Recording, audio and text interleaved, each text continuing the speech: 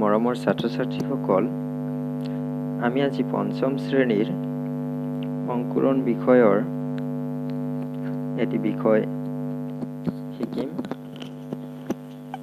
আজি 4 নম্বৰ পাঠৰ পিঠাৰ মেল কবিতাটো শিকিম। মই প্ৰথমতে আবৃত্তি কৰি দিছোঁ, তোমালোকে ভালকৈ মনোযোগেৰে শুনিবা। অকমানিহঁতৰ ভৰালি কোঠাত বিহু উৰুকাৰ ৰাতি, পাচিত বহি পিঠাবোৰে আছিল কথা পাতি। চুঙা পিঠাই মাতিলে ঘপৰাই খোলা চপৰীয়া বাই, দেশৰ কথা দহৰ কথা শুনিছনে নাই?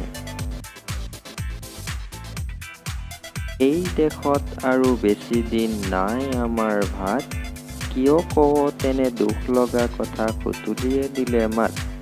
ফেনী পিঠাই দিলে উত্তৰ ফেন উলিয়াই, খাওঁতে আমাৰ চুঙা পাই মিছা কোৱা নাই।